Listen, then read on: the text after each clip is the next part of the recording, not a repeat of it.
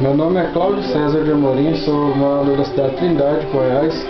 E já faz 3 meses que eu comprei uma garrafa, 5 garrafas de Skol Litrão no supermercado Plástico Casa.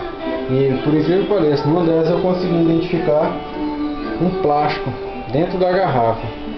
Então, diante desse fato, eu liguei para a Ambev para ver o que eles poderiam falar para mim.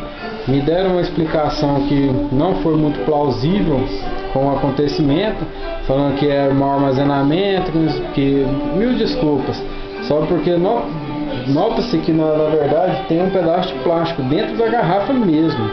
Agora, como esse plástico foi parar lá dentro, isso eu não sei. O fato é que diante disso eu entrei em contato com eles, falaram que iam me repor a garrafa, me repor o produto. Só porque, pelo que parece, a Ambev não tem muita palavra, porque isso já faz quase 2 meses. Então fui, liguei de novo, quando foi agora marcaram uma nova data para me entregar outra para fazer a troca da garrafa, e até hoje nada. Ou seja, eles só tem nome, a gente não acredita muito neles não, viu?